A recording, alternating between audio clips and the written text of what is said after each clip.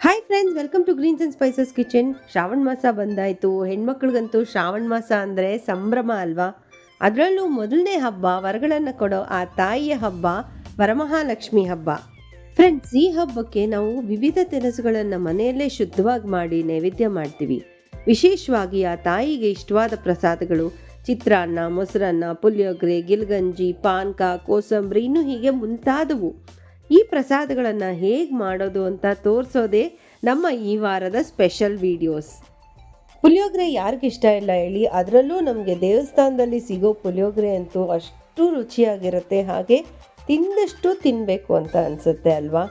So friends, ಈ ವಿಡಿಯೋನಲ್ಲಿ ಪುಳಿಯೋಗರೆ ಹೇಗೆ ಮಾಡೋದು ಅಂತ ನೋಡ್ಕೊಂಬಿಡೋಣ. ಆ ತಾಯಿಗೆ ಇಷ್ಟವಾದ ಪ್ರಸಾದ ಪುಳಿಯೋಗರೆ ಹೇಗೆ ಮಾಡೋದು ನೋಡೋಣ. Let's start.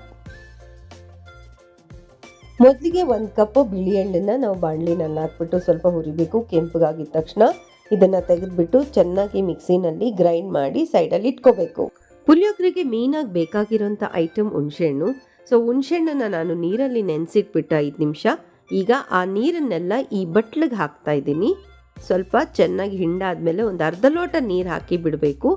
2 ಸ್ಪೂನ್ ಸಾರಿನ ಪುಡಿ, ನಿಮ್ಮ ಮನೇಲಿ ಯಾವ ಸಾರಿನ ಪುಡಿ ಇದ್ರೂ ಪರವಾಗಿಲ್ಲ ಹಾಕ್ಕೋಬೋದು. ನಾವು ಹುರಿದು ಗ್ರೈಂಡ್ ಮಾಡಿಟ್ಕೊಂಡಿರೋ ಈ ಎಳ್ಳು ಪುಡಿನೂ ಹಾಕ್ಕೊಳ್ಳೋಣ. ಹಾಗೆ 1 ಸ್ಪೂನ್ ಉಪ್ಪು ಹಾಕ್ಬಿಟ್ಟು 1.5 ಸ್ಪೂನಷ್ಟು ಬೆಲ್ಲ ಹಾಕ್ಕೊಂಡಿದ್ದೀನಿ.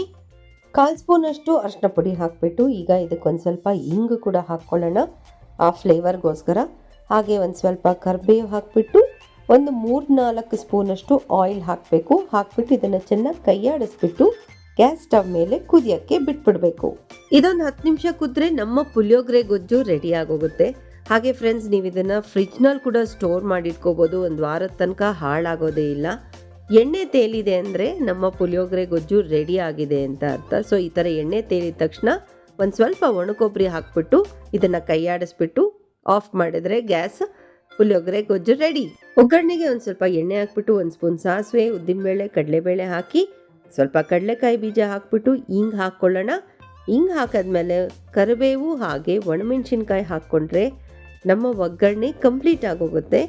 ಈಗ ನಾವು ಅನ್ನ ಹಾಕ್ಬಿಟ್ಟು ಒಂದು ಬೌಲಲ್ಲಿ ಈಗ ಪುಳಿಯೋಗರೆ ಗೊಜ್ಜನ್ನು ಹಾಕಿ ಫಸ್ಟು ಒಂದು ಸ್ವಲ್ಪ ಚೆನ್ನಾಗಿ ಕಲಿಸ್ಕೊಳ್ಳೋಣ.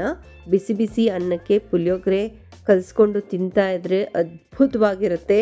ಫೈನಲ್ ಆಗಿ ಒಗ್ಗರಣೆ ಹಾಕಿ ನಾವು ಪುಳಿಯೋಗರೆನ ಕಲಸಿದ್ರೆ ಇದು ಬಿಸಿ ಬಿಸಿಯಾಗಿ ತಿನ್ನಕ್ಕೆ ರೆಡಿ ಆಗೋಯ್ತು.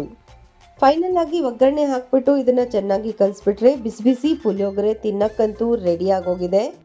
ಮೇನ್ ಒಗ್ಗರಣೆ ಕೊಡೋದ್ರಿಂದ ಕಡಲೆಕಾಯಿ ಬೀಜದಲ್ಲಿರೋ ಕ್ರಿಸ್ಪಿನೆಸ್ ಹಾಗೆ ಇರುತ್ತೆ, ಸಖತ್ ಟೇಸ್ಟಿಯಾಗಿರುತ್ತೆ.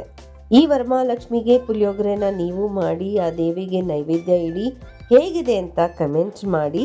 ಪ್ಲೀಸ್ ಇಷ್ಟವಾದರೆ ಲೈಕ್ ಮಾಡಿ, ಶೇರ್ ಮಾಡಿ, ಹಾಗೆ ಸಬ್ಸ್ಕ್ರೈಬ್ ಮಾಡಿ. Thank you so much for watching this video.